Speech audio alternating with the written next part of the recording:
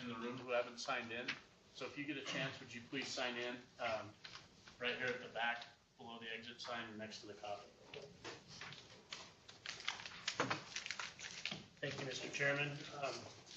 First off, I want to thank Commissioner Rob. Yesterday I had a crisis at the farm and couldn't make it up here, so he took the steering wheel of the committee and I called in by phone. We went through the Heritage Tag vendor selection. I don't think Maureen has had time to put together an actual list yet on that, but that will be available and out for the next commission meeting. And we're going to hold another committee meeting right prior to the commission meeting in Tonopah to clear up any loose ends or make any potential changes or something. So, excuse me, the cabs and everyone will have a copy. I think he's put up on the tentative spreadsheet that we came up with last night with the recommendations. I'm not going to go through each one. There were 17 up for funding. One of them was withdrawn. And as far as the other 16, they were all funded to some extent. Some were trimmed quite a bit, others were not. But we budgeted out the the available fund of $558,628.29. And if any of the other committee members have any input. I have one comment on the tag vendors. There was a considerable amount of discussion over who those tags go to, and the discussion centered around buyer premium. The Heritage program is set up to, if NBU or Northern Nevada Safari Club auction off the tag for $100,000, that $100,000 comes to the department for the Heritage account. There's been a few national organizations that have found a loophole and they're putting in buyer's premium on it. And if you look at their program, the only tags that are auctioned have buyer premium are the Nevada Heritage tags. So if it sells for $100,000 during the auction, the purchaser pays $110,000. And so the purchaser knows that 10% buyer premium, so they're electing to, if their limit's $100,000, they're stopping at $90,000 because they know they got another 10 going in on the buyer premium. So it's limiting the funds coming back to the Heritage account like it's intended to. So in recognition of that, yesterday we elected not to give Rocky Mountain Elk Foundation a tag for the coming year. There may be some clarification coming forward, and that's why we're going to have another committee meeting right prior to the meeting, because we didn't have any of the NGOs in the audience. The only NGO we had was the Pershing County Checker Club did come in and request their antelope again. That was the only NGO we had in the audience. They did get another antelope tag, recommended another antelope tag, but we want some clarification from these national organizations on the buyer's premium. We want to participate with these national organizations. There's a value to it, but there's a value to getting dollar for dollar out of it like it's intended. And without that clarification, I wasn't comfortable going forward, and the rest of the committee wasn't comfortable going forward with those national organizations. They do bring a tremendous amount of money, and that was part of the discussion also, is we've had some huge sales through those. But we've also had some huge sales. We had an elk tag go to North Nevada Safari Club chapter for $155,000. So I don't think we're losing money one way or another, keeping it local or going to a national organization. So without clarification right now, when has a deer tag? Do you have the list? I have the list that I wrote down over the phone. So if you don't mind, because we haven't given a tag to Fallon NBU in years. They historically had tags between the California desert tags. We rotated that between what was Fanoz at the time, NBU, and Fallon NBU. that Fallon MBU hasn't requested in a long time, but with the Rocky Mountain Elk Foundation thing being in the mix and Fallon MBU requesting a tag again, we did elect to suggest or make a recommendation for Fallon MBU to get the California Bighorn sheep tag, Wild Sheep get the other sheep tag, Desert and MBU get a sheep tag, and then MBU get the elk tag that has historically gone to Rocky Mountain Elk Foundation. So there was some shifting going on yesterday, waiting for clarification on fire agreement. You want me to still go over the If you list? don't mind that way, because there is some changes. It's not standard of what we've done in the past, so I think we need to recognize those changes. Okay, this is what I wrote down on the phone, trying to scribble it as the motion was made. If it was incorrect, what I wrote down versus what Maureen has, I'm sorry, but I mean, I wrote it down. We've got mule deer to the Mule Deer Foundation, a mule deer to WIN, an antelope to the Nevada Waterfowl Association, an antelope to the Pershing County Truckers Association, the Rocky Mountain Elk to NBU, another Rocky Mountain Elk to Northern Nevada SCI, Nelson Bighorn Sheep to NBU, another Nelson Bighorn Sheep to the Wild Sheep Foundation, the California Bighorn Sheep to NBU Fallon, and wild turkey tags, 2 of them to SCI, and 1 to Pershing County Chuckers, and 2 to WIN. Okay. Anybody else have anything they'd like to add to yesterday's? Just a question, so it's on the record, which project was withdrawn, right? 1507, refurbishing Endell's Bell Jet Ranger helicopter. And the other thing I want to get on the record today that we discussed a little bit is Maureen put together heritage tags by year and total dollars brought in by heritage tags per year. And those heritage tags directly benefit these projects that we're doing. And a lot of times with these projects, we get matching funds and we work with other organizations. And so this goes a long way. In 2010, we had $463,700 brought in by auction tags. And then under different commissions, we went down to $390,220, clear down to $367,000 in 2011. We've gone up to $523 in 2012, and in this year's total, we're at a record amount of $774,625 through auction tags. And that's not counting the PIW, the Silver State tag money. So next year when we sit in this room, or in whatever room it is during this meeting, to fund projects, we will have a tremendous amount more money to fund these projects. I know that Silver State tag, what are we at, about 300,000, Chad, in Silver State tag? So I think it's close, yeah. So, I mean, that's 300,000 there, and then you have PIW getting lumped in on top of that. We're gonna be in excess of $1 million brought into the Heritage account this year, and we get to use 75% of that. So our funding of these Heritage projects will really be bolstered next year through proper recommendation of vendors for tags. Mr. Kate, you have a comment? Yeah, I just want to make a clarifying comment about the buyer's premium on the organizations. We will clarify before the next meeting on everybody that applied for a tag on whether or not they intend to charge any buyer's premiums. I know in the past, and some of the conversations that we've had with organizations, part of the justification for that was if somebody uses a credit card, there could be substantial merchant fees that they have to pay, and I know some of the justification was wanting to cover that. But we'll clarify that before the next meeting, and Maureen and I spoke about next year making sure on the application form they had to make a clear statement about whatever types of premiums or anything they wanted to charge, so it was very clear to the committee. Certainly understand the concerns on that. Okay, any other questions or comments on Heritage? Seeing none, we'll move on to agenda item 6E, Sage Grouse update. Secretary Wallace, Drew. I guess I can start with the update on the bi-state sage grouse population.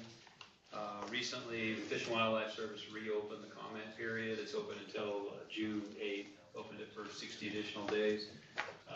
So there is a bi-state executive oversight committee that involves all the partner agencies, all the federal agencies, NRCS, BLM, Fish and Wildlife Service, Forest Service, and state agencies. So we're currently having a pretty aggressive meeting schedule, an attempt to get funding commitment from all the partners and implement as many of the conservation actions that have been identified in the action plan, with the hopes of precluding a need to list.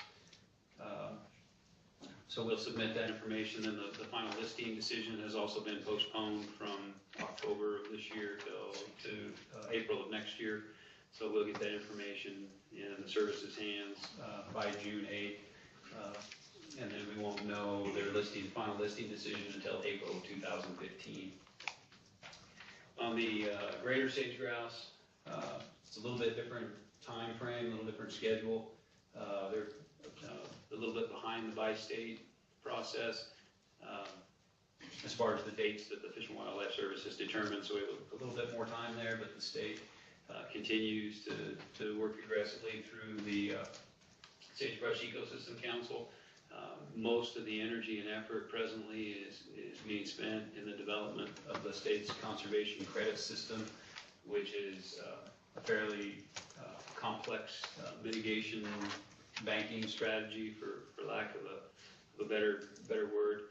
And we're trying to take into consideration the expectations from the federal agencies as far as maximum allowable disturbance or thresholds or areas of exclusion, and trying to make sure that the state's mitigation strategy is as good or better than what the federal agencies are telling us they expect. We have a meeting actually next week. The Sagebrush Ecosystem Council will meet next week. But I don't have anything really other than that. I don't know if Jeremy has anything to add to the greater. I would agree with Director Wasley's report.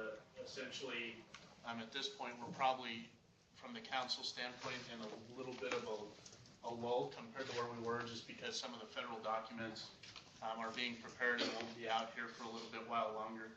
So the council is really trying to catch up on editing and putting together a final state plan. We're kind of editing it as the federal processes were moving forward on a parallel track. The credit system is kind of in a testing stage right now, I think, in some internal review at this point. We do have a meeting on Tuesday, and you can get the agenda and times for that at the website sagebrusheco.nv.gov if you're interested. I think the only other note on the bi-state, and I don't think Tony had touched on this, but my understanding is that the Forest Service and BLM may reopen their planning processes as well. So there may be a new EIS or programmatic EIS coming out of the Forest Service BLM joint planning effort too, to keep an eye out for it. And I don't know if any formal announcements have been made on that, but they will probably be coming soon. Any questions on the sage grouse report? Seeing none, we'll move on to 6F, Department Activity Report. I don't have a lot to report on the department activity report, just touch briefly on some of the recent happenings. Our administrator of the game division retired in early March. Our law enforcement, our chief game warden retired in early April. Our predator staff specialist retired just a week or so ago. So we've got a couple key vacancies in some key divisions. We also have some key vacancies in fiscal. Our HR person took an upgrade promotional opportunity in another state agency, and we had some also administrative services officers and budget analyst vacancies. I think we had 7 or 8 vacancies all at one time. So we're making some headway there. We've made some good hires. We're really optimistic about some of the candidates and folks expressing interest in some of those positions. So we'll keep you updated as we get those vacancies filled. I'll just do a quick run through on various divisions, fisheries. Of course, with the drought, we have some regulations on the agenda this weekend to look at the possibility of removing some limits, just to try to be able to utilize the recreational opportunities of fisheries that will in all likelihood be lost due to drought conditions. Also, doing a lot of planning with hatcheries, trying to determine where best to utilize its stock with limited water and high temperatures. Habitat division, spending a lot of time and energy, of course, in the sage grouse arena. A lot of interesting projects being proposed in various places, so a lot of interaction with federal agencies and trying to get ahead of the curve in planning efforts. Game division, of course, is a really busy time of year for game biologists, trying to get quotas, attend all the county advisory boards, assemble the big game status book. So it's been a little bit challenging not having a administrator in game, but they did a great job and got that together. Law enforcement, working on some of the regulations that have come before us just recently.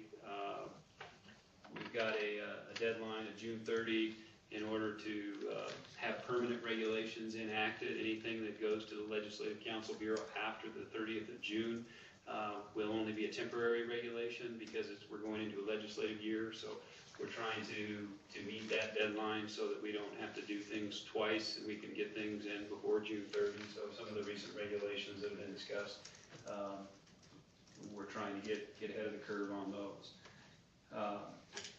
Diversity, spending some time out doing raptor surveys, certainly working with the industry, some of the project proponents, working with the mining industry. Of course, golden eagles are a big issue, so doing some surveys, helicopter surveys around the state for various raptor species.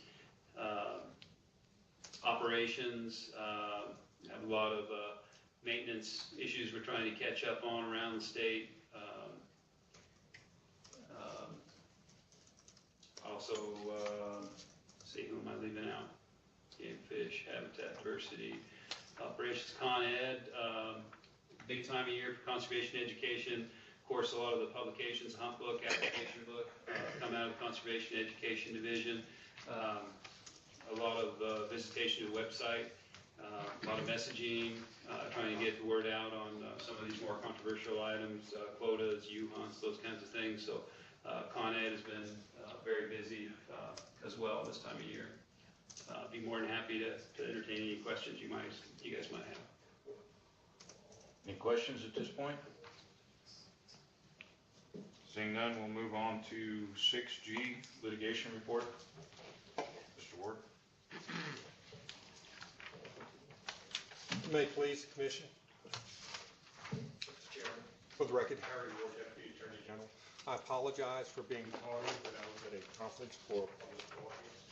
And just for the record, I have nothing further to add in regards to my litigation report. All right, any questions of Mr. Ward while we have him? Seeing none, we'll move on to agenda item number 7, 2015 Department of Legislative Concepts. Kim Jolly.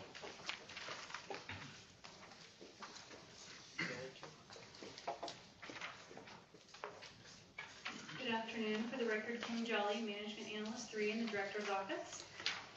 I am here today, as you saw from the support material, seeking your feedback and possible action on our legislative concepts for the 2015 legislative session.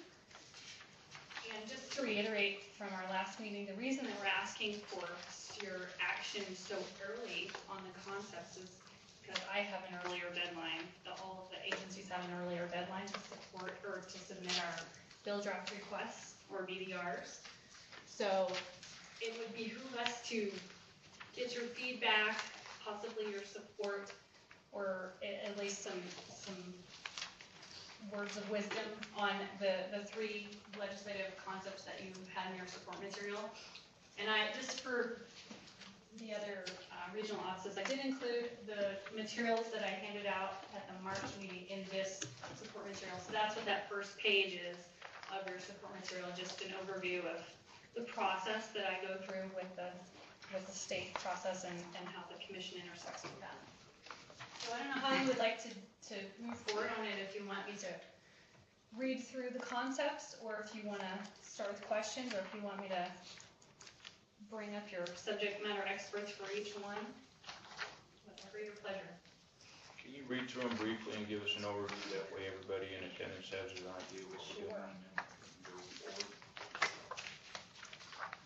So on page 2 of agenda item 7, the support material, the first one we have there is a substantive policy concept, which meaning it's a significant policy change and that we're seeking in order to help the elk damage program. And our tentative title is Elk Fees for Elk Damage. And the background, as you see, we're just trying to give you the 50,000 foot view of the concepts so you can give us feedback.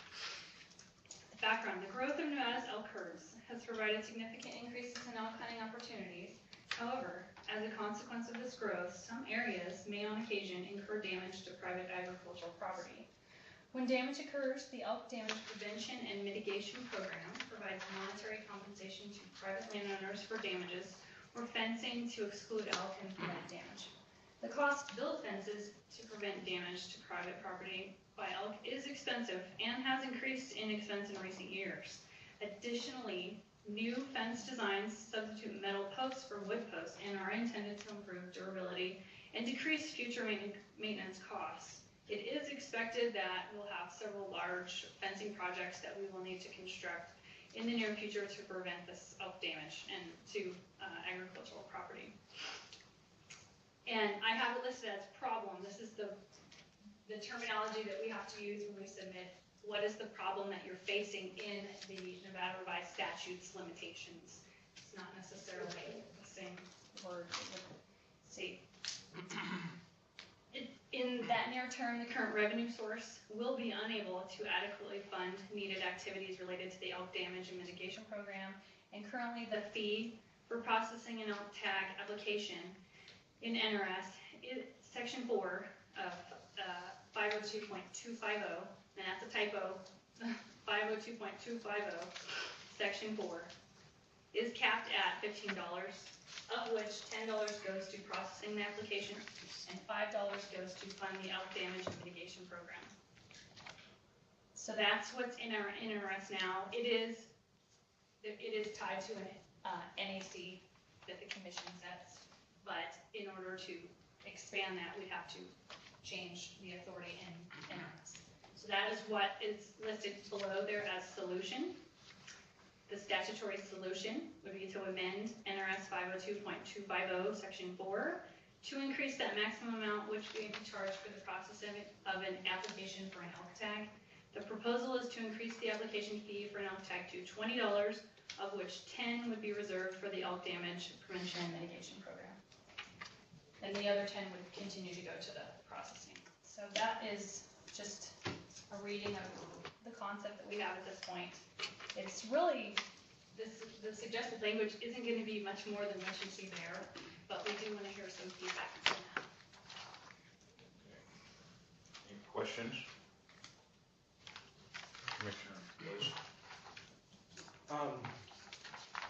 For this, the way this language is, I think it does, but gives flexibility to just, the max would be up to $20.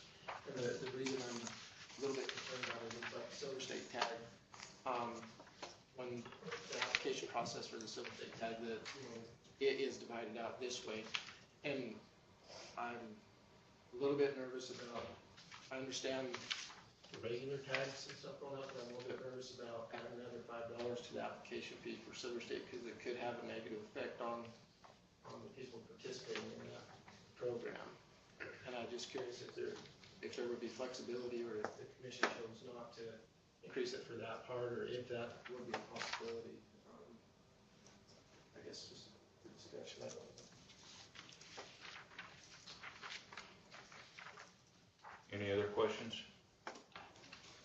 Commissioner Drew? So would the language specifically state how much of that $20 fee could go into the damage account and how much could go into the administrative account? And does it make sense to have it that way, or does it make sense to have more flexibility? Respectfully, it makes more sense to have more flexibility, but we want to hear what the public has to say, because you're right, we only go to session every 2 years. So if you wanted to do something other than this, there wouldn't be much flexibility at all if you wanted to. However, the probability of getting that through, because you do have a range there and you are leaving it to a commission rather than all the other fees in 502, 250 are lined out, that's always our caution. That's why we're so conservative with that, the way that we stated it, because it's a minor tweak, if you will, but we're here to gather feedback, so. Right, and I have no problem with the two pots that the money's going to. I'm just thinking if we need to increase one in the future so we have that flexibility, or if you guys are projecting that $5 bump is gonna be enough to carry us well into the future. Yeah, I guess if I might, we've run some projections. We anticipate that we'll have more money coming into that account this year than we have, just simply due to the fact that hunters are now allowed to apply for both cow and bull tags. That'll augment it. But looking at the increase in elk tag applicants, and then looking at our expectations for fence construction, we would still fall short. It's my understanding we might ask Maureen for clarification on the $10 processing part.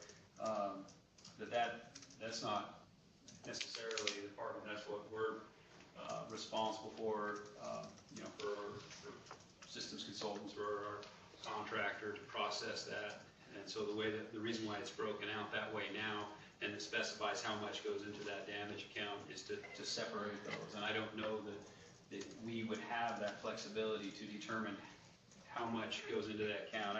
If there's a clean way to provide the department that authority with a ceiling of up to, and based on our needs, especially in an interim year, based on the needs and projected fence construction, increase that, $2 or $3 rather than $5. That might be the way to do it, but I don't have enough experience with the legislature to know if that's a possibility or if they like it to be a little bit more clear. Any other questions? Okay. Would you like some clarification on Chad's question? Because I saw Maureen kind of having a response with the way that it's structured. Yeah, that'd be great. Yeah. If you don't mind. Yes, they want you to talk. I just sit in the corner for a reason. You were trying to blend in with green clothes and green shirt.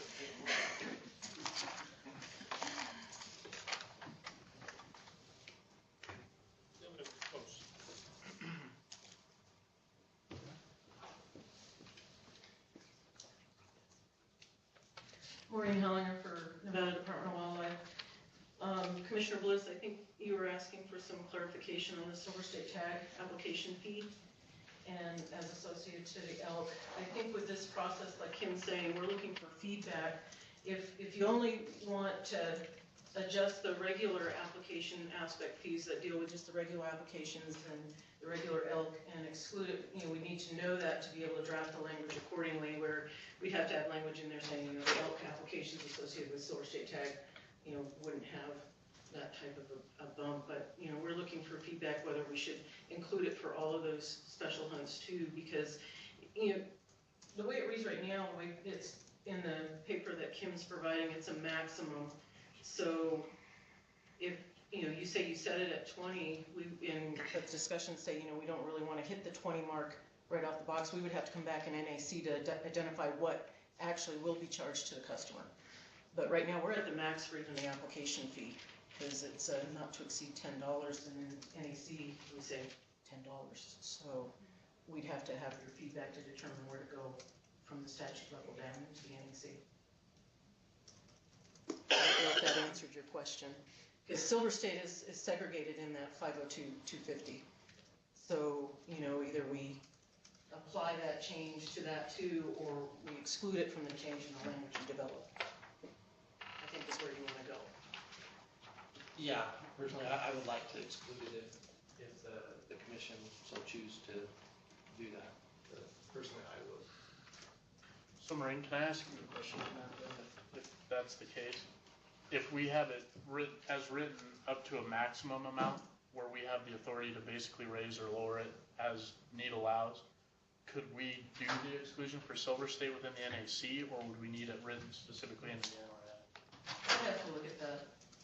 My guess is it would be NRS, but I was curious as to your. I'm thinking NRS, but I'd have to look at it. Okay, any other questions? All right, Kim? Alright. Do you want to hear all of them first? And Yeah. then deliberate or? I think that will work. Okay. So that's that one. The next one we have in your support material is what we term as housekeeping. It's not what they call, that the governor's what the substantive. And our temporary title is vessel numbers compliance, vessel meaning boat.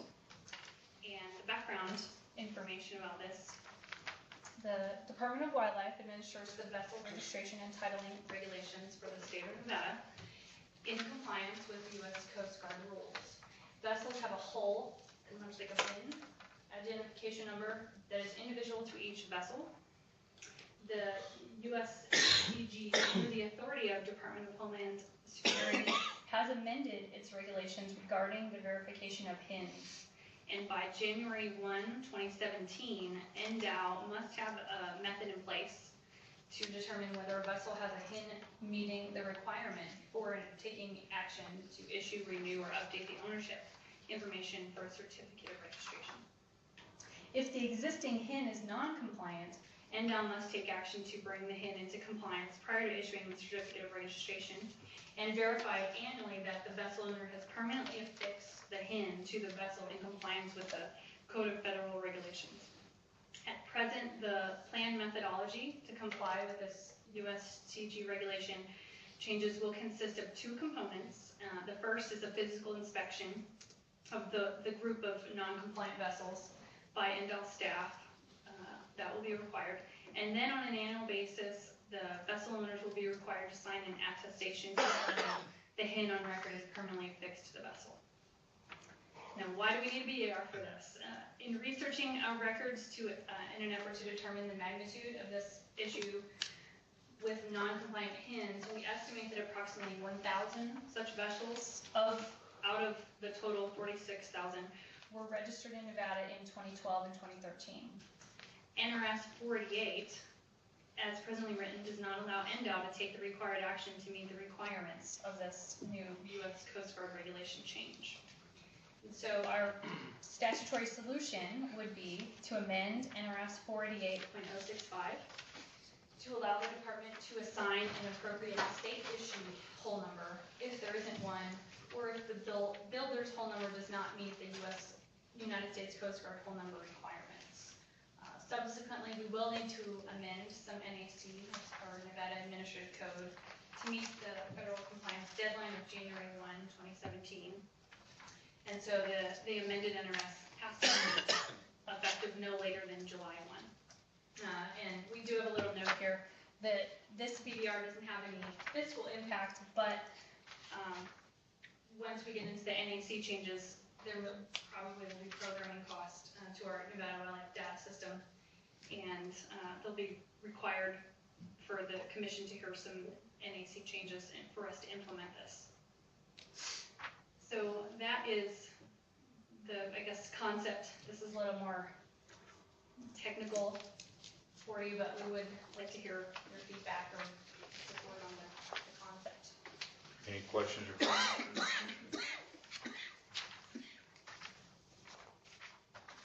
Seeing none, I think we can go on to, I was gonna say it's Las Vegas or Elko, or if you wanna do that. well, we'll go to public comment on all of them, and then we'll do all the public comment one time. Okay, and the last one we have in our support material is another housekeeping BDR. and we're titling it Electronic Duck Stamp. And the background on this is that we're talking federal duck stamp here. With the passing of the Electronic Duck Stamp Act of 2005, the Fish and Wildlife Service began inviting states to participate in an e-stamp pilot program and allowing selected states to sell the electronic federal duck stamp online through the state's existing automated licensing system and issuing a printable receipt to be used until a physical stamp is mailed to the purchaser.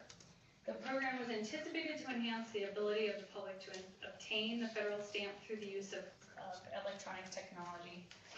8 states were selected to participate in the pilot program, and total electronic duck stamp sales increased from 56,000 stamps in 2007 to 430,000 in 2013.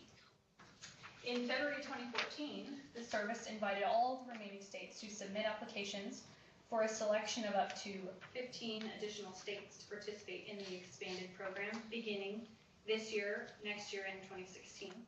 As such, NDOW submitted an application to the service requesting that, if selected, NDOW wouldn't begin sales of the e-stamp until late 2015.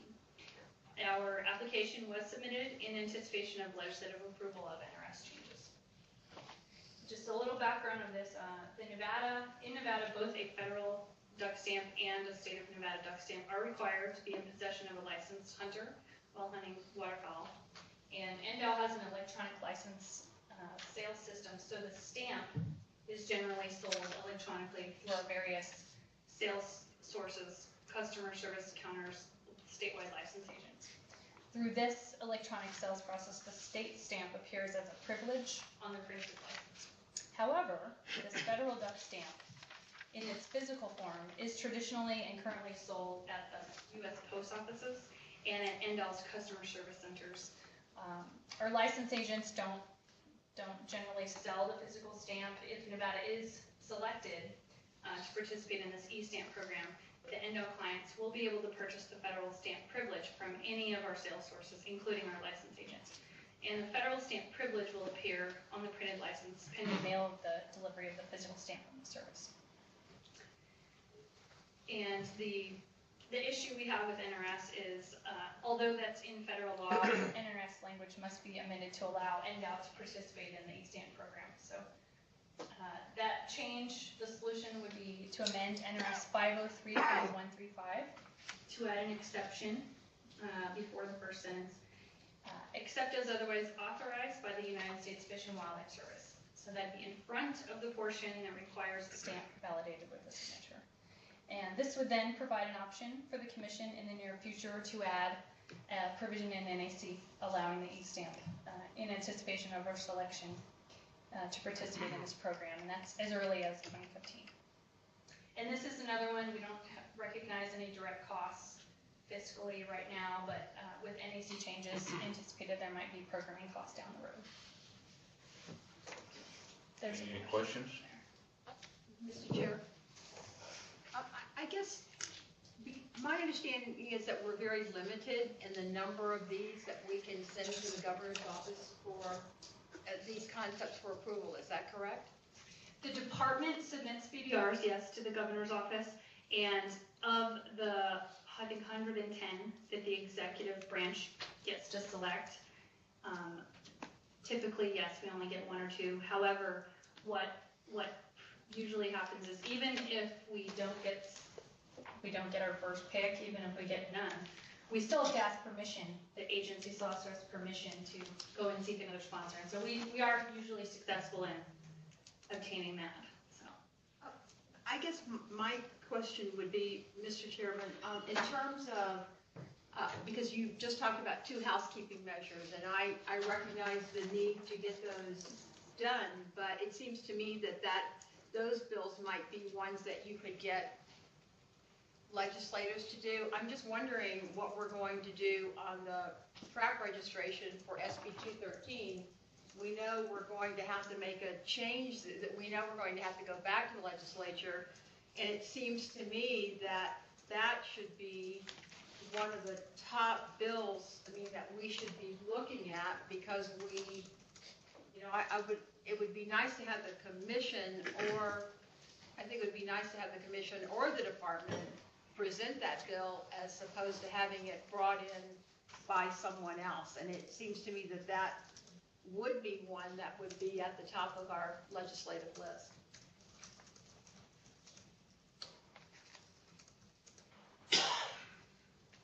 Any other comments? Commissioner McBeth? Who sponsored the original bill? That was, I think it was Senate Natural Resources Committee. Are you talking about SB 213, right? Yes. I think they created a problem, so they should clean it up. And there's nothing precluding the commission from seeking, legislative proposals on their own of committees or through the governors. That's one thing that, as an agency, we're a little bit more significantly, we have that executive branch limitation that we have to go through. So we prioritized the two housekeeping things. I'm just going to say, while they might seem unimportant to the layman because they're so technical and dry and boring, we have to do them. We have to implement them because it's the federal law, and that's another part of our business that we don't hear a lot about, the vessels and the boat registration, but just wanted to put that out there. Commissioner Drew? Kim, can I ask a question specific to the e-duck stamp? And I have no problem with that. I think it's a great program, but at one time we were also talking a little bit about e-licensing. And is that something that has kind of come off the table, or is it something that doesn't require an NRS? I know you can do it over the internet, but I think Director Wasley, maybe you can help me. We were talking about maybe doing an app or even having like the license on your phone instead of a physical license. Yeah, definitely not off the table. I don't, where we see it right now is it wouldn't require NRS. As you indicated, you can already purchase it online, but the idea is to explore apps and ways for people just to kind of make it that much easier for people to purchase those privileges from a handheld device. Okay, any other questions or comments? Seeing none, this is an action item. We'll take it out to the public comment and then back to the commission. Any public comment? Let's start in Elko or Las Vegas is on the screen. Any public comment in Las Vegas on this agenda item? Go ahead. Yes, Chairman. Mr. Chairman, Yes. this is David Fiffner, Game Warden with the Department of Wildlife. There's one part I'd like to add in regards to the hull change. That started in 1972, and the Coast Guard has asked us to do that. Since 1972, we receive about a third of our funding from the Coast Guard. If we don't do that change in regards to the hull numbers, we'll lose approximately $800 to $1 million in federal funding. So that's how important it is to the agency that we move that bill forward. And I wanted to make that point clear so that you understood that. Thank you. I appreciate that. That makes things a lot clearer. Anybody else in Las Vegas have a public comment? No, thank you, Chairman.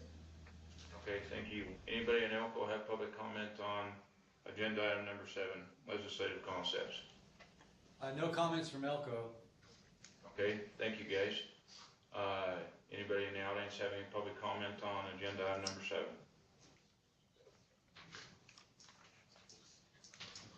Seeing none, I'll bring it back to the commission for a possible action. Anybody want to make a recommendation on a motion or just go with what the department has suggested? Or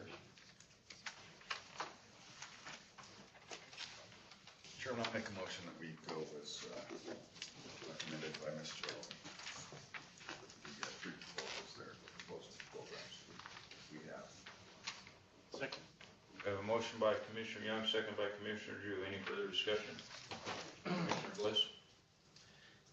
I was wondering if, in this motion, Commissioner Young would be able to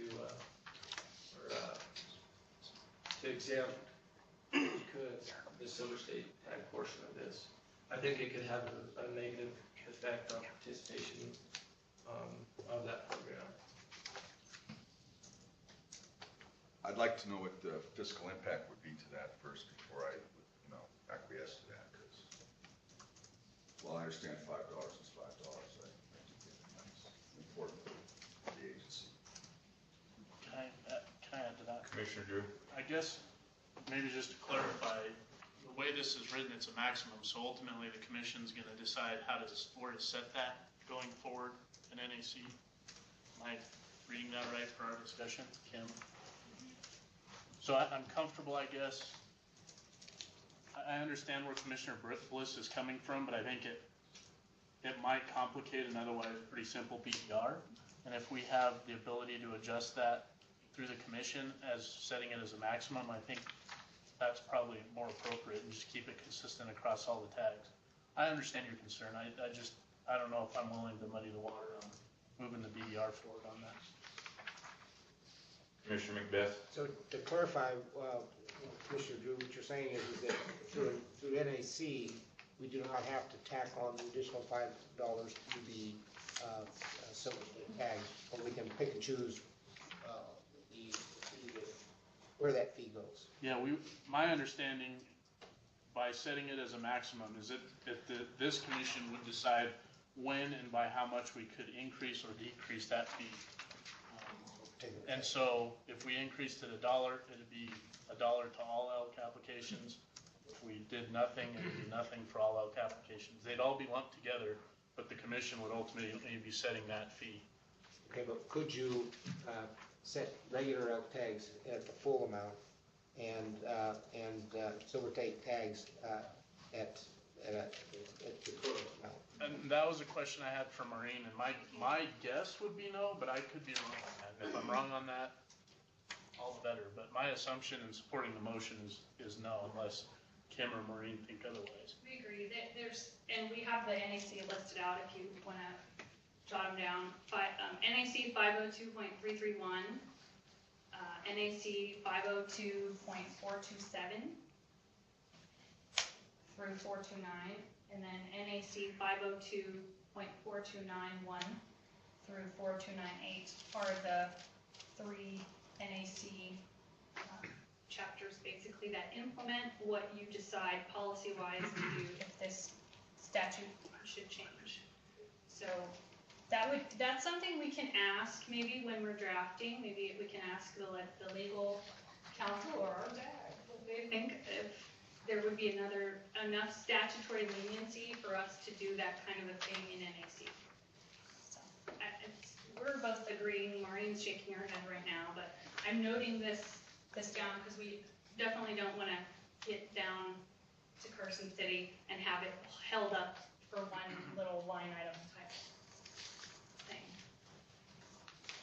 Commissioner Macbeth? So is the silver state tag administrative fee set forth in a separate NAC than the current regular tag? All the other elk tag fees that go toward that elk damage and mitigation fund are in one NAC. So, Could we amend NAC to split them? Because I'm struggling with why we couldn't have, if it's set at, if the NRS says that it's a maximum, there's nothing in there that says that the maximum has to apply to every single tag, even within a species. Right. And so wouldn't the commission have the flexibility and the authority to amend NAC to break it out? It would seem to me, I can at least see that they are, or DAG. And if there isn't, and that's something that is felt strongly policy-wise, then maybe there's some reworking of the language that we can do so that that's an option. I think Maureen has something else to share. Maureen Hollander for the record. 502.331 does break it out by, big game tags, then elk, and then the bonus point for that, what the application fees are gonna be. So we already do that at the NAC level. We just haven't broken it out by species, but elk is segregated at the NAC level already. So that's where, because we have just a maximum allowed in NRS. When they changed it to $10 at the NRS level, we had to come back at NAC and say, okay, what do you want to set it at? Well, they set it at the maximum of 10 when we made that change years ago. So that's where the maximum is real nice at the NRS level, because then it gives the commission the flexibility to look at NAC and say, you know, we can set it at $3 and not hit that, you know, $3 more, you know, $13 instead of the full 20 or whatever you decide that that maximum is going to be, you know, for growth purposes. So it is set at the NAC level now, and elk is separated at the NAC level now. So. But not at NRS level. Not at the NRS level. It's a maximum. So there's a precedence for already cutting Yes. it out. There is. Okay, any further discussion on the motion? Seeing none, I'll call for the vote. All those in favor signify by saying aye. Aye. All those opposed? Motion passed unanimous. We'll move on to agenda item number 8, wild horse issue update. Alan Janae. 8A update.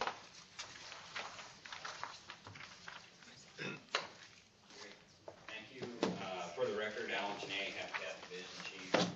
Wanted to come back and tie in with you and give you an update as far as the status on wild horse and burrow activities in the state this year as proposed by BLM and other agencies.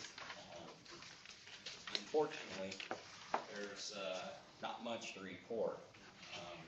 The current status, I'm sure most people have probably heard the rumblings on the street, is that the Nevada BLM office doesn't have any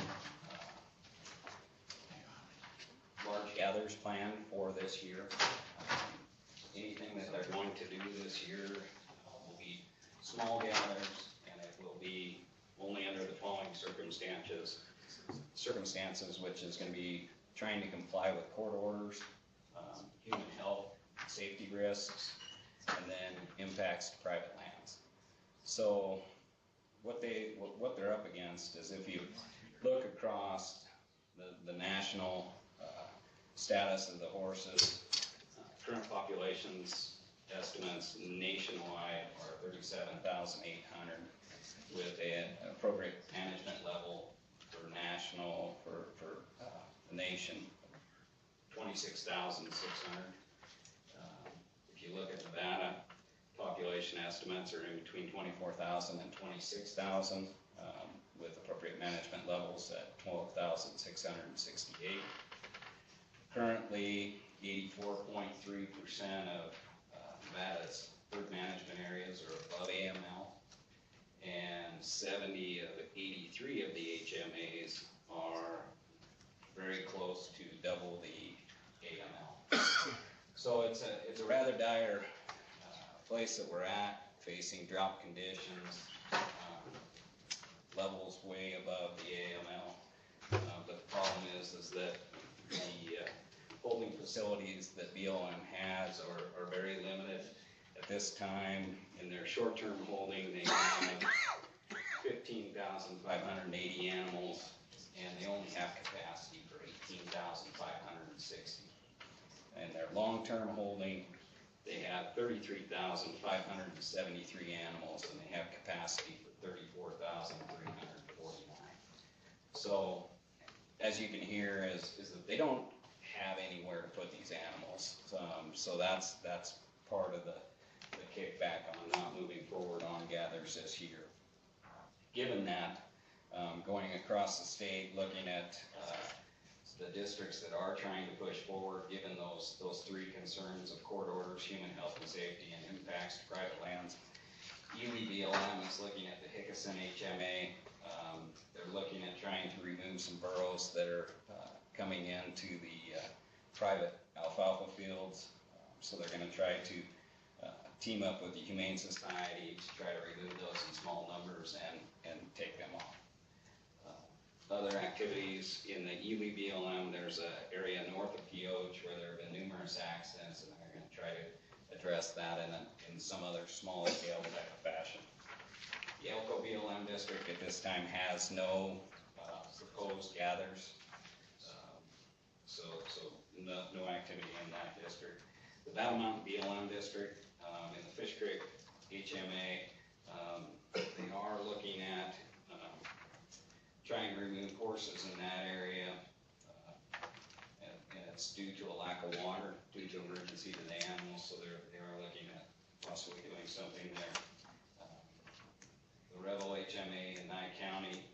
There's a court order there that they have to comply with, so they are looking at a small gather in that area. The Bullfrog HMA, it basically is around the town of Beatty, so there's some instances of public safety there, so they're also looking there to do some small scale gather. Little Fish Lake HMA in Nye County, managed in conjunction with the Forest Service Wild Horse Territory. And they're looking to, because of the forage conditions on the range, they're looking to try to remove some there for the health of the animals. Winnemucca BLM district in the Humboldt herd area, there is a 0 AML population level, and so it is adjacent to I-80, and they have some public safety risks there, horses on the highway. So they're looking at some activity there to maybe possibly deal with that. The BLM Carson City district, the only thing that's really any work there is the Fish Springs horses. They're looking at trying to treat with PZP behind that area.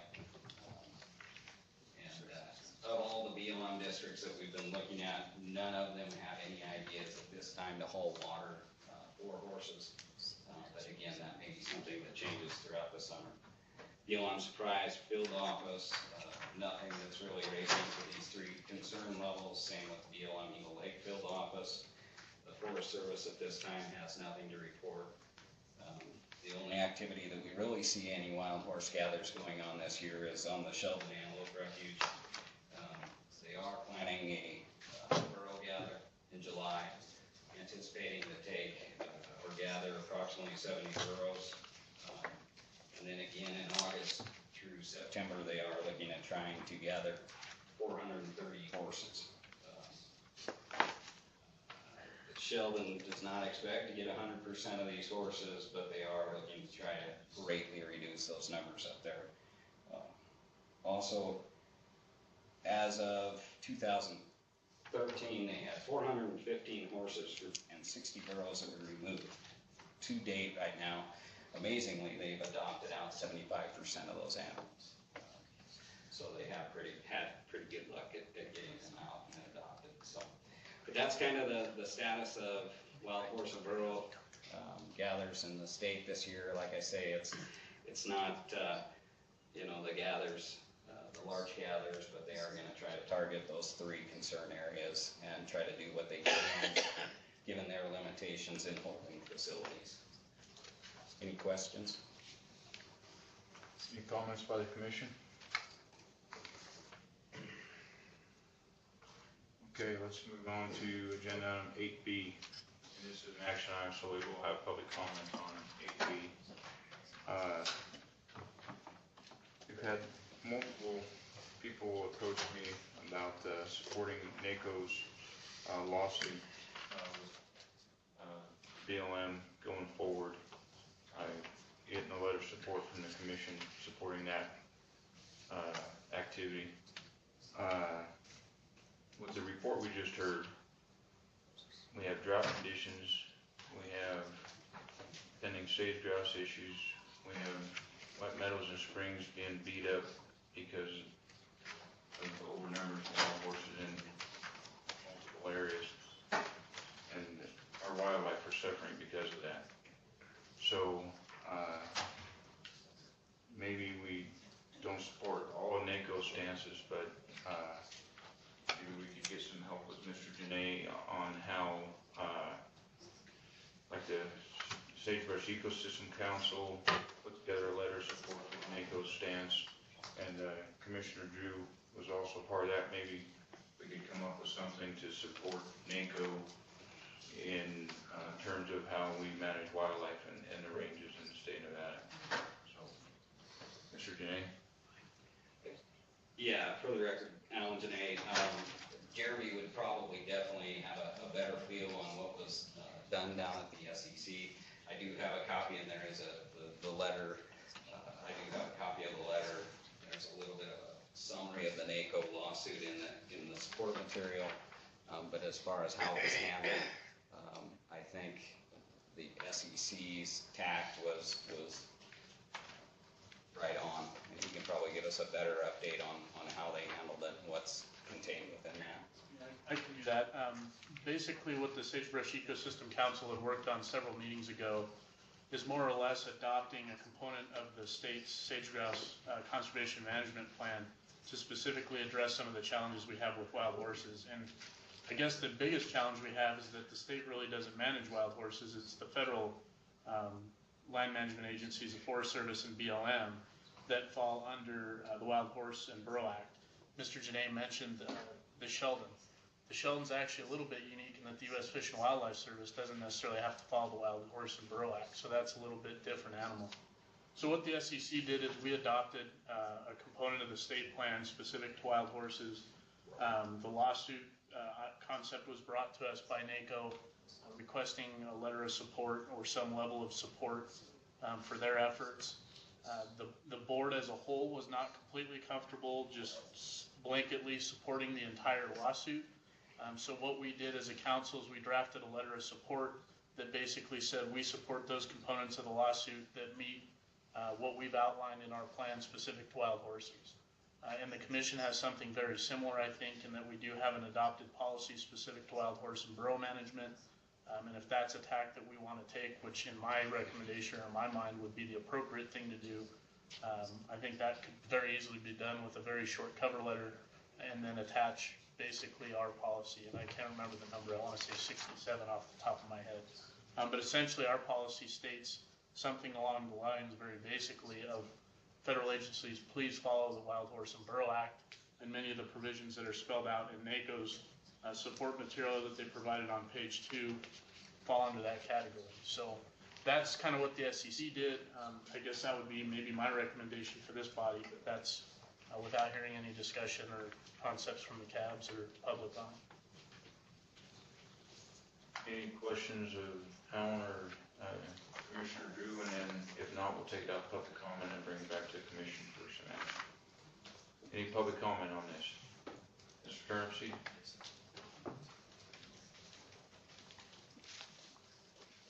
Jeff Turnipseed with NBU. Informational item. I've been president for NBU for about 18 hours now, so I'm here getting my feet wet, and you'll be seeing me more and more. But at our board of directors meeting last night, NBU voted to become a plaintiff in that NACO lawsuit. We've been providing financial assistance to that lawsuit, and we've decided to step up our game and provide both financial and other assistance to that suit. Thank you. Thank you. Any other public comment? Corey? For the record, Corey Lytle, Lincoln Cab. Our cab discussed it at length the other night during our meeting. We voted unanimously to support the NACO lawsuit from NDOW where it relates directly to wildlife. Without going into a lot of particulars, you know, the Wild Horse and Burro Act is basically broken. Horses aren't managed correctly. The federal government cannot manage them correctly. The balance, the thriving ecological balance, thriving natural ecological balance, it's a double standard. Bottom line, it's a broken policy. It's broken science. It does not work. We have areas, horse management areas that are twice, you know, in population, double population of what they're supposed to be. We have areas down in Lincoln County that are basically not a horse management area, but there's hundreds of horses in them. They are zero in now, but yet they contain hundreds and hundreds of horses. And it seems, you know, the perception is that it's just a shell game. We're going to remove 20 head of horses here where it might be a public safety issue, but then they go and dump them on somebody else's, you know, allotment. So the game continues. Until the act is addressed, nothing's going to change. We support that NDOW, you know, jump onto the lawsuit and go with NACO where it is relative to wildlife. Any other public comment? Dr. Moley. Dr. Moley and then Mr. Johnston.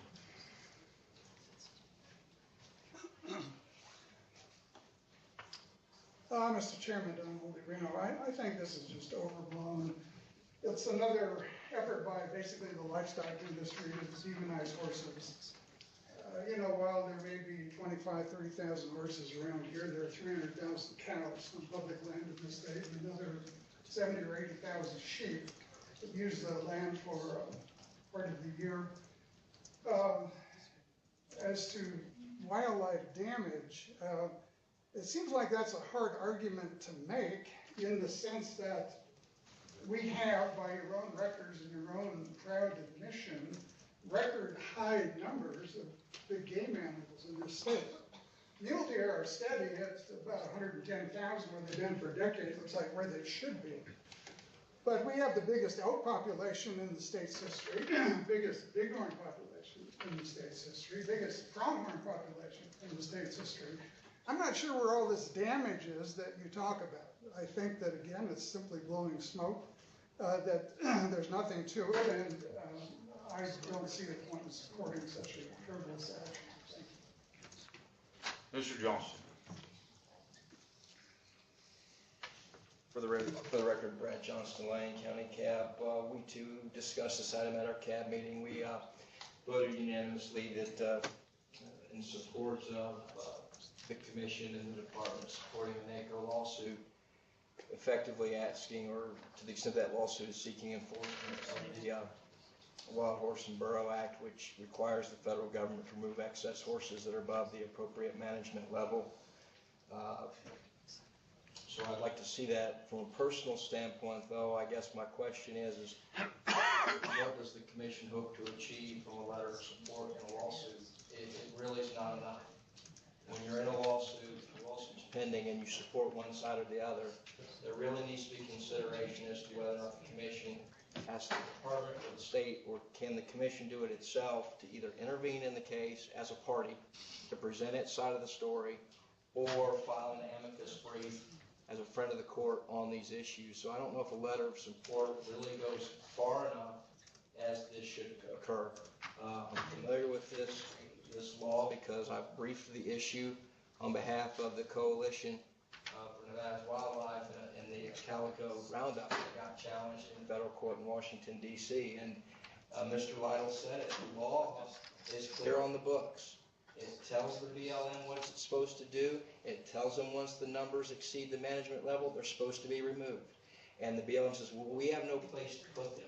Well, ironically, the Wild Horse and Burro Act says nothing about holding excess horses. It tells the BLM what it's supposed to do with those excess horses, and the BLM's not following the law. That's it. That's the story that's at issue here.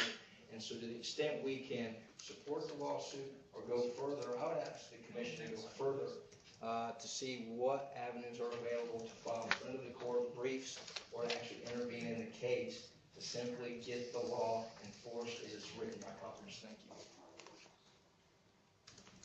Mr. Dixon. For the record, Paul Dixon, Chairman of Parks and Cab. We have not had the wild horse issue on our agenda for a few months because we've had more pressing near-term things, be it bears, trapping, or other stuff. But for the first several, I've been cab chairman for a while. And this was a topic, and has been a topic of our cab for many, many years. And I would say that we had been pushing for the Department of Wildlife to intervene and get involved in a lawsuit.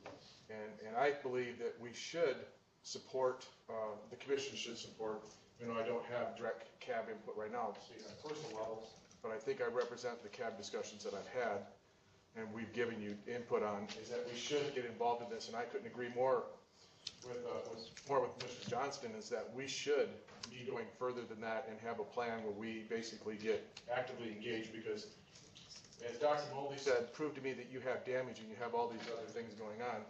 I think we can. I think we can show it on the range. I think we can show the horses are suffering on the range. And for that reason, I think when we have animals suffering after burn, we go in and do a depredation hunt. We get too many elk in an area, we go in and we add hunts, we add delks, we add zelks, we add everything to try to reduce numbers. We have nothing that we can do with wild horses.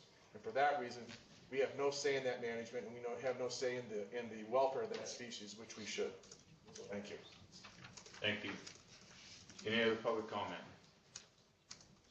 Seeing none, I'll bring it back to the commission for discussion. Commissioner Macbeth? I don't mean to put Secretary Wosley on the hot seat here, but I want to remind everybody that our prior director made numerous statements to the commission that because we've talked about the National Association of Counties doing this lawsuit, and our former director informed the commission that while the governor did not want the state to be the lead in the lawsuit, that they would support intervening in the lawsuit. And so I guess what I'd like to know is what has happened? What has been the change at the with the governor's office, or is it just that we haven't, the department hasn't asked, or I guess I need to get an update of where we are with respect to that issue, because at one point in time we were going to intervene, and so something has changed, or we're just not thinking about it. And I guess that's the question I have is where are we on intervening in this lawsuit? Because I think that's exactly what we need to do. Director Wosley? I can tell you that the conversation has been ongoing. We've certainly, it's a politically charged issue. I think there's, not having gone through the NACO suit and seen all the particulars in there, I think the Sagebrush Ecosystem Council took the tack that they took because of some of the specificity in the lawsuit, whether it was or wasn't consistent with the policy direction of the Ecosystem Council. I think that it's, for obvious reasons, safer to support it as far as, like the Ecosystem Council did, support it where it's consistent with their policy direction. I just read our policy on wild horse and burros. It's pretty specific, and I can tell you that we're not acting in accordance with our own policy on wild horse and burros. I think that to act as an intervener, that there would be a requirement that there would be a wholesale buy-in to all the aspects of that lawsuit, and I think that's probably where there's a disconnect. And I don't know specifically what those areas are. I guess that's what I'm struggling with, because I graduated from high school in 1974, and I remember writing a paper in high school about this new act, the 1971 Wild Horse and Burro Act, and I want to echo what Cabinet Member Johnson indicated, that the actual Wild Horse and Burro Act is very clear what needs to be done, and how this has happened is through the appropriations funding for the BLM. And Congress has basically forbidden the BLM to spend any money on the euthanization of horses, which is what the Wild Horse and Burro Act requires. And so it's really a congressional problem. It's Congress that's causing the problem. They're keeping the BLM from enforcing the Wild Horse and Burro Act. And so this is a situation where Congress is, in effect, not following its own statutes that it's created. And so, and if I am the Nevada Association of Counties, I haven't seen the complaint, I don't know if anybody else has, but they're gonna follow the law. And so what we would be doing is, as an intervener, is basically requesting, that the BLM be forced to follow the law. And so I don't see where there would be a position that we would take that is somewhat different than, what the county is doing, because the county is basically gonna have to follow the statute itself. And so I guess I'm not understanding what the disconnect is between what the county is doing and what we would do. And so I don't know if there's an explanation for that, but. Can I answer a procedural question? I can explain what would happen. While this discussion is going on, I'm looking at how the agenda item is put together. And we really didn't put on the agenda item the discussion that we're currently having. So I think we're exceeding our agenda item on an action item already.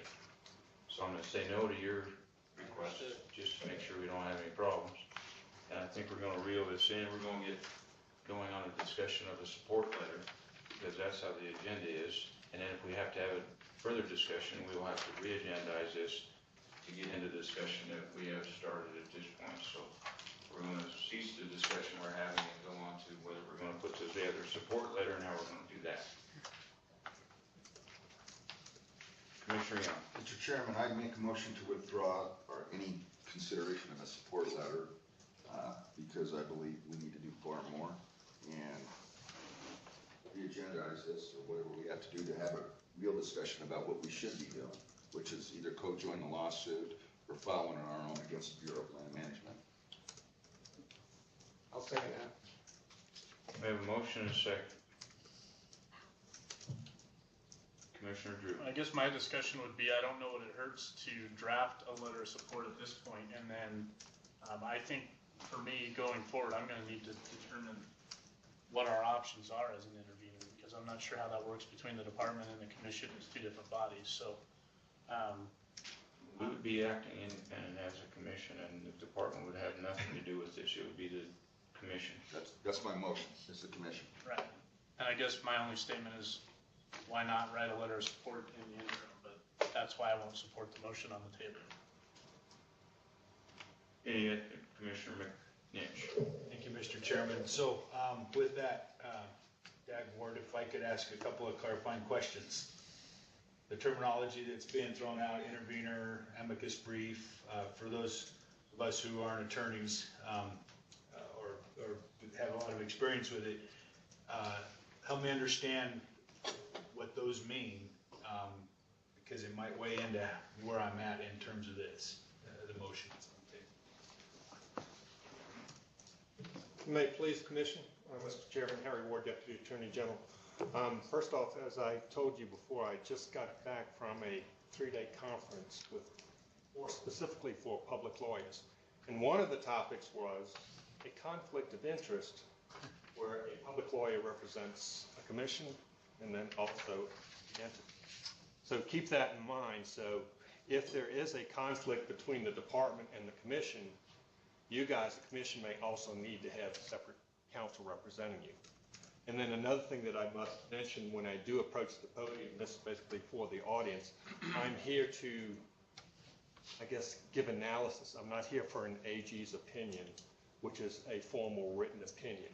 But what I would like to suggest to the commission that I think there are many options that this commission can do to get your point across, whether it is following an amicus brief or support or friendly brief with the court or doing a letter. So I would say that there are many options that this commission can do. In a nutshell, what you're talking about is a lawsuit called a mandamus. Basically filing a piece of paper, telling someone in authority to do what you have to do. And I think in a nutshell, that's what the lawsuit is without me getting into the details. So once again, having come back from the conference, I can give you suggestions. If this commission does decide to go in a separate direction, I don't know if this DAG or you'll get another DAG or what, in regards to who will be representing the commission on that certain point, if there is a conflict between you and DAO. Commissioner McNinch. So explain to me the difference between intervening and filing an amicus brief. Intervening, you would definitely be a party, whereas an amicus brief, you would be a friend of the court saying, we have an interest in the outcome of this, and we would like the court to know that we, this entity or this commission, have an interest in this, and we want to let the court know that, as opposed to being a party. Okay, and then we have the letter, and then the other one is to actually file our own lawsuit. And when you say file your own lawsuit, then you may be absorbed into this one, possibly by, let's say, the common defendant. Filing our own lawsuit would be different than intervening, though. Yes, that's a whole. Although they could end up in the same path eventually. Theoretically, especially if you're dealing with federal court judges, and for judicial economy, That's a very good possibility if your separate lawsuit is very similar to the lawsuit of another party. Thank you. Commissioner Macbeth. Dag Ward, I actually wasn't advocating that the commission join in the lawsuit or intervene in the lawsuit or even file an amicus brief. The discussions that have occurred before were for the department. I would personally feel uncomfortable in advocating that the commission deviate from whatever the governor wanted. The governor appointed us, and so, but I'm leaning more towards a recommendation that the commission recommend to the department to act as an intervener, like we have in the other wild horse actions that we've had before your time. But we have acted as an intervener in numerous of the horse gather litigations that have gone on, and so that's what I'm advocating is that the commission make a recommendation to have the department act as an intervener in that lawsuit, and so I don't even know if we would have the authority to file a lawsuit as a commission. I'm kind of having some doubts in my mind, but even without having the authority, I think that it's just would be bad business for a commission to deviate from. You want to have your governor on board, I guess. And so what I'm really talking about is having to make a recommendation to the department to intervene, and obviously they have to go to the governor, and the governor has to be on board with it. And going back to what this court, the commission, going back to what was on the agenda, what the chairman said, yes, I think that should be properly agendized for that discussion. Commissioner McNish. So, I think it's real important that we further our involvement in some way. There's no doubt about it. The only way that we're going to get BLM, we got to get on their dance card. And by sitting back and waiting our turn, that's not going to happen. They're obviously picking their priorities, and if we're not squeaking, they're not going to grease the wheel. It boils down to that. Obviously, they're taking their biggest liabilities, which are personal safety, public safety, and the freeways, and they're tending to those. So I do feel like we need to do something that moves us up a different notch, so that we're not just sitting back. The only concern I have with the motion is that I'm afraid it could send the wrong message. It could be construed as the commission did not support a letter going on the NACO lawsuit, and at the same time, by doing the support, it might not be enough. So my thought is that we re-agendize this for the next meeting, and maybe not take any action today at all, with the understanding that we'll move forward with the maybe a little broader discussion in Tonopah, where we can pick a path and make our recommendations or take action next. So that's my thought. Commissioner Young? Well, my motion actually was to just take this off and re-agendize, and my point is the BLM does not follow the law. They never have, they never will. It's too politicized.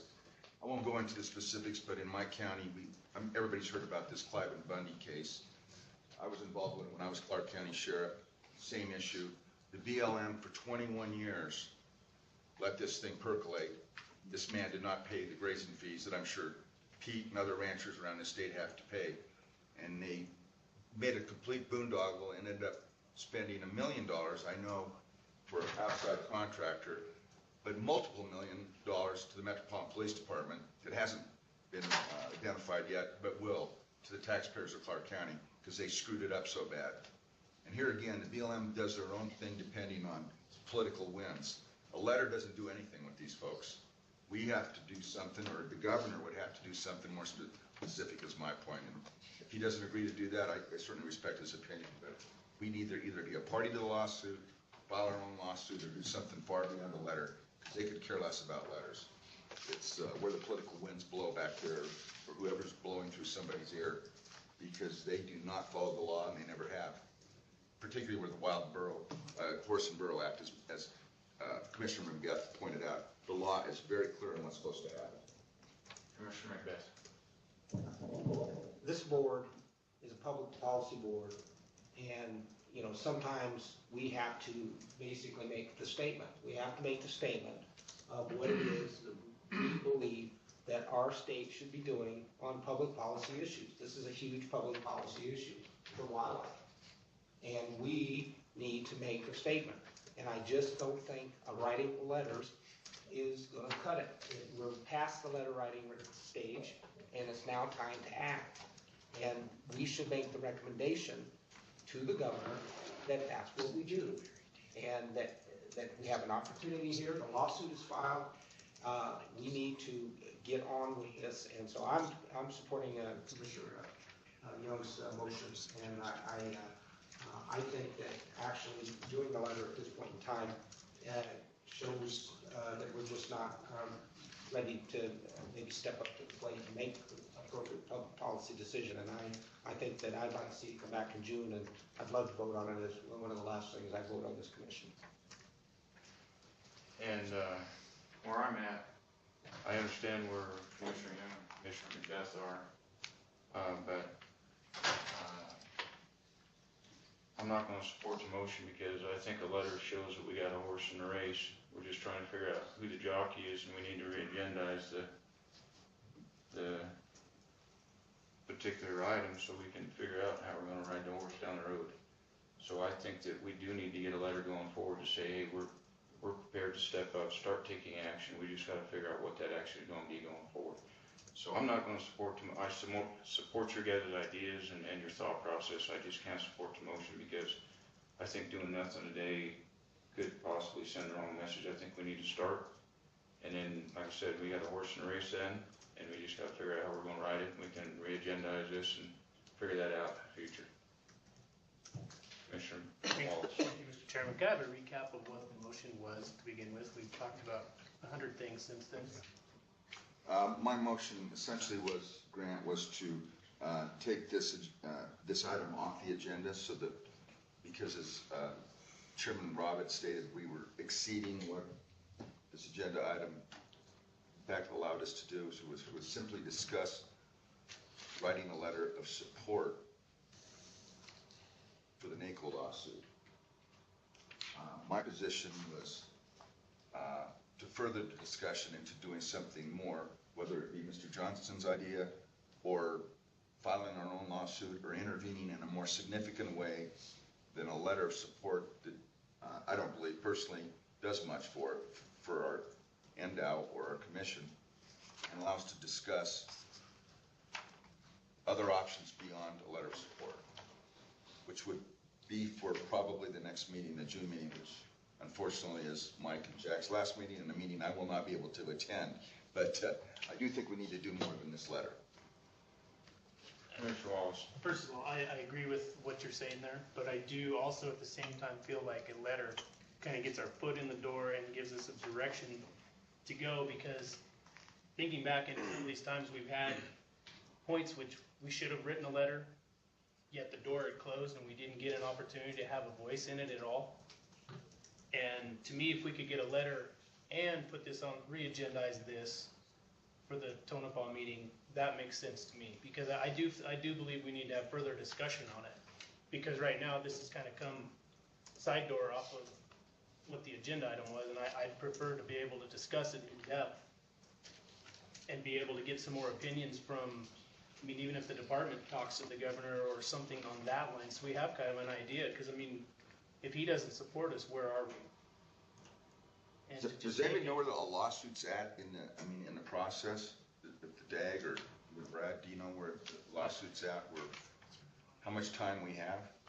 Is it urgent that we write the letter right now, or could it wait 2 or 3, 4 months? Had public comment. But I mean, you see where I'm coming from. I think if we close the door on an opportunity, we're still working on it, but if we've closed that door and within the month and a half between the time now and when we get to our June meeting, something happens that we can't go further, I just feel like we're missing an opportunity at this point. I don't disagree with you that we need to go further, but I think we need to be able to have the discussion, but also have our foot in the door, having an opinion. And I would agree with Commissioner Wallace. I don't think writing a letter precludes us from doing something additional, but that's what we can do today, the way it's agendized. So That's fine. Any other public comment, or commission comment, I'm sorry. Commissioner Lane? I guess I'm a little taken aback by, what's being proposed. I'm going to abstain on the motion by Commissioner Young. I do have some concerns, you know, the lawsuit is already, it's going to go forward regardless of what, this commission does. And I think to just say that, well, they just need to do what they need to do. I think we all agree that action needs to be taken. I guess I'm just not so sure that, the action that's being proposed in terms of this lawsuit is where I would really want to go with the situation.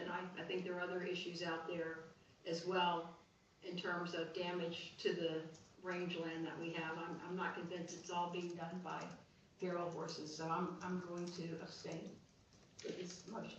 Commissioner Macbeth? I just want to point out that if we follow the motion proposed by Commissioner Young, that there is absolutely no reason we couldn't authorize the writing of the letter in June. And so what we're really talking about is let's let the commission's action on this issue be a single action, and if we ultimately determine that a letter is the way we're going to go, fine. But the way this is agendized, we are foreclosed from being able to discuss that and make that action. And so really what we're doing is we're not going to keep that, we're not shutting that door. It's not like, if we don't vote on this right now, we can't do a letter. I think it's a stronger position for the commission to take a single action on this point. Chairman, just to add to the discussion that's going on, I do have a copy of the suit, and it was filed on December 30th of 2013. So I'm not an attorney, and I don't know what the timelines associated with that are, but those that do might be able to venture what that buys us as far as time. So just for what it's worth. Okay. All right, any further discussion on the motion? Commissioner McNish? It's coming down to a preference, and there's about 16 different ways that you can go. And if I'm understanding Commissioner Young and Commissioner Macbeth, everything's still on the table. We're just deferring to June when we can have the broader discussion. Is that, I may have misunderstood your original motion a little bit, because that does tend to make a little more sense to me. Dave, I guess the intent of my motion, maybe I didn't clearly, was to put this letter aside and not vote to do that. And take a pause and get with the governor and see what his preference is, if he would be willing to support us as an agency and a commission to do a little bit more stronger action, something like Mr. Johnson suggested or DAG suggested. There was other options that are available that the governor, if he chose to, we as an organization could do. I think a letter doesn't mean squat, quite frankly, to the BLM. And I agree with you. And I think a letter saying that we support the NACO lawsuit is put in a pile somewhere. I could be wrong, but I've spent a considerable amount of time in Washington, D.C. over the years, and I think that happens quite frequently. But a lawsuit actually makes you, or co-joining a lawsuit, or amicus brief actually does assist the lawsuit moving forward, and I think that's personally the way to go. I just don't think this is strong enough.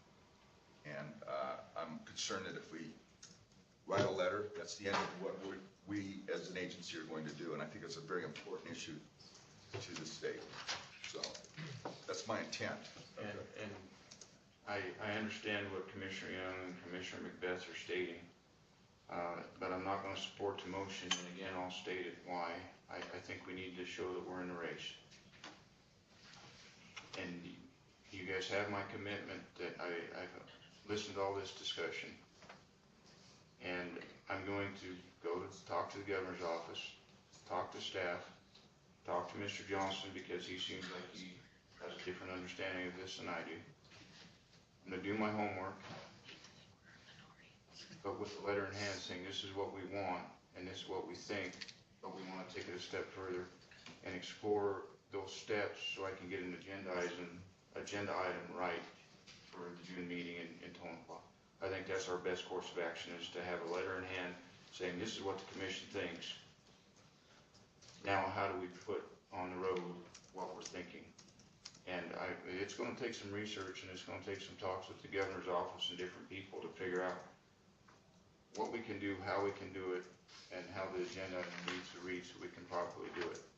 So it's not going to be I don't think we can just say this is what we want to do, because we need to figure out, A, what we can do to even start this process. And that's going to take some talks with the Attorney General's office, the governor's office, staff, multiple people, and I'm committed to doing that going forward.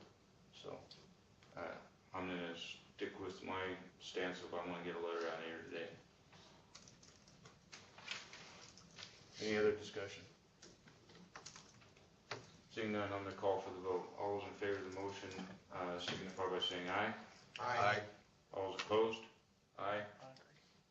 Can you, I can't. Okay. Opposed is Bliss, Wallace, Rob, Drew. Fourth? You abstain. Tie. I abstain. And one abstention. So we're tied right now. So the motion doesn't pass because we're tied. 4-4, it's an abstention. I don't know if a different motion is going to get a different vote or not. Well, Commissioner McNinch? Mr. Chairman, I think it only speaks to the fact that there's just a differing opinion on how we get to the same spot. I mean, we just have this little pathway that's going to come back together, and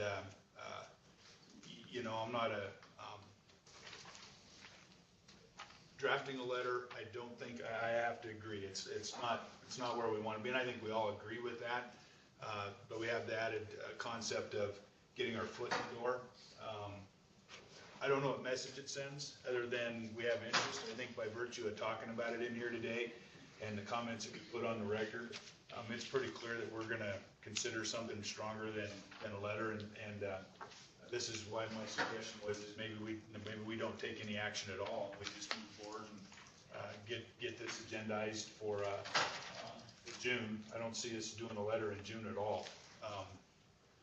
We don't have anything. If we were to move forward with a letter concept, we would have to authorize whoever's going to draft that to speak on our behalf if we want to get it submitted between now and the June meeting anyway. So I don't know that not taking any action puts us in any different spot, and probably just move forward. And also, Mr. Chairman, one other comment.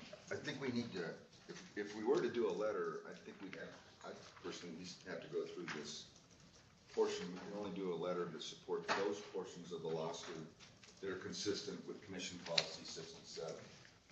Have we identified those specifics, and are they available to us here in our package? You don't have Policy 67 in the support material at this point. Well, we'd have to have that to do with this agendized item is, at least for somebody to intelligently vote on it, because that's specifically what this letter's asking to do.